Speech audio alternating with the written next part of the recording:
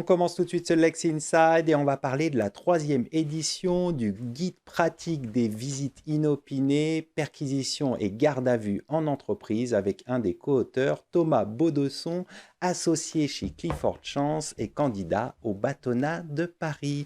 Thomas Baudesson, bonjour. Bonjour Arnaud. Alors, pourquoi un guide sur ce sujet? Alors, l'idée est venue d'un client qui a vécu il y a un peu plus de 20 ans, presque 25 ans aujourd'hui, une mauvaise expérience, un client qui n'avait pas l'habitude d'avoir des perquisitions et qui s'est trouvé face à des enquêteurs qui n'avaient pas prévenu de leur visite et incapables de savoir s'ils pouvaient leur demander leur carte d'identité, s'ils avaient le droit d'être là, s'ils avaient le droit de prendre des originaux, enfin, toutes les questions qu'on se pose quand on n'a jamais été confronté à ce type de visite.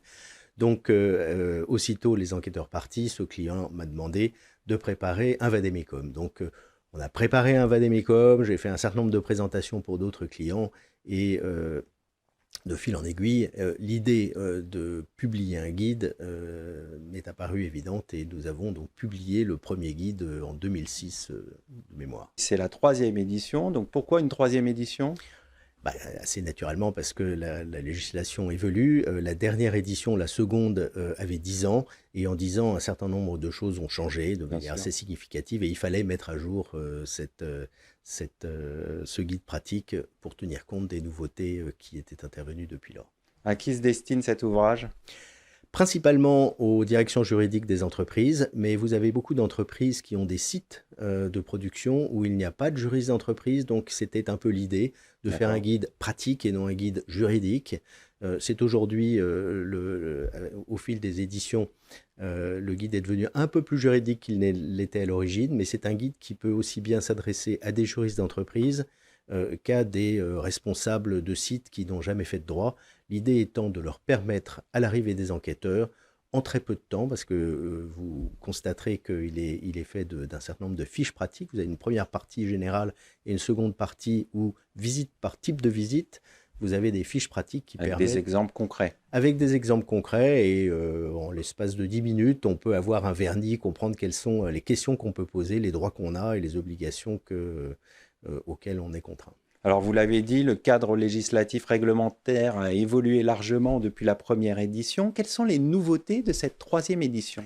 Alors il y en a beaucoup, je n'en citerai que deux qui me paraissent importantes en matière de perquisition. La première, s'agissant des entreprises, a été introduite dans la loi Confiance.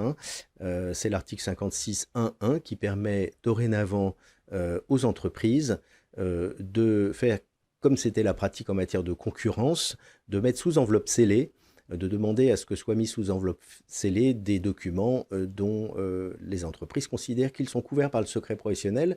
Et il y a un renversement en fait, de l'initiative procédurale, puisque c'est à l'autorité saisissante de saisir le JLD pour déterminer si les documents qui sont dans l'enveloppe sont ou non couverts par le secret professionnel, et non l'inverse. Donc c'est une nouveauté importante.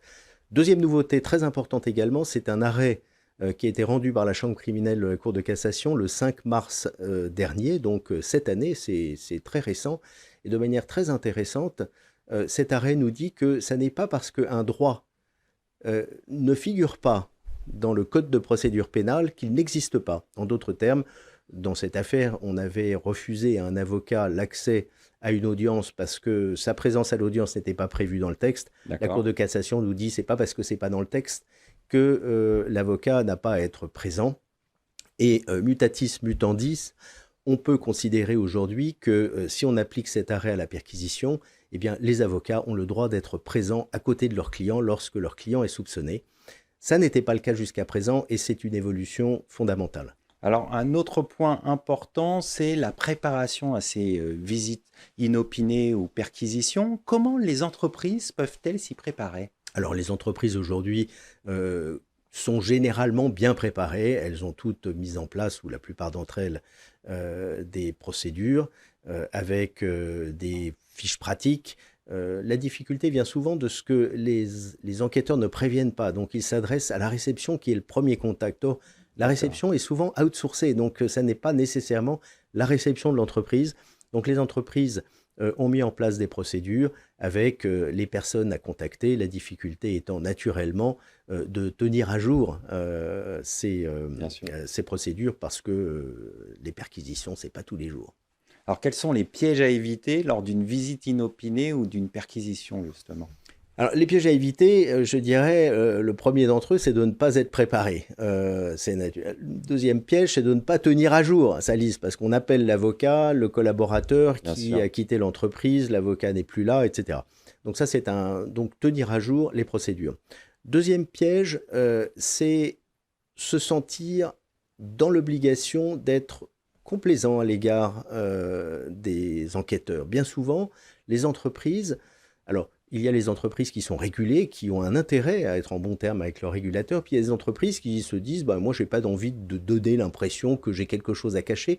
Donc, par certaines formes de complaisance, elles sont tentées, ou un syndrome de Stockholm peut-être, de donner plus d'informations alors qu'elles ont des droits et que ces droits, il faut les respecter. Alors, il faut être prudent aussi, il faut les faire respecter d'une manière intelligente, c'est-à-dire avec diplomatie, mais fermeté. Donc ça veut dire qu'il faut coopérer, mais pas trop quand même. Exactement. Alors quels sont justement les droits et obligations des entreprises dans ce type de situation ?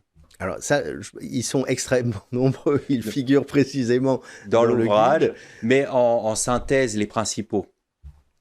Les principaux droits, c'est demander aux enquêteurs déjà qui ils sont, en vertu de quels droits ils interviennent. Est-ce qu'ils interviennent sur pouvoir propre? Est-ce qu'ils interviennent en vertu d'une autorisation du juge? Demander avoir cette autorisation, demander à être assisté d'un avocat. Compte tenu de l'arrêt, la décision dont je viens de vous faire part, il n'y a pas de raison aujourd'hui de ne pas le demander. Ne pas hésiter, si on refuse ce droit, à faire figurer dans le procès-verbal qui sera établi à l'issue de la visite le fait que vous avez demandé à être assisté de votre avocat et que ce droit vous a été refusé. Ça, c'est important. Ça, c'est important. Il ne faut pas hésiter à faire des réserves.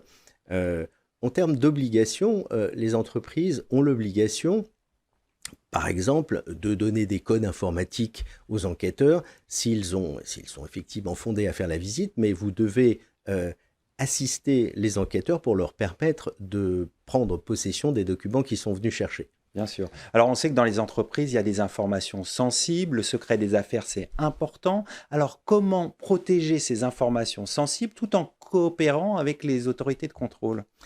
Alors, il faut être vigilant. Il y a des mesures qui consistent à classer.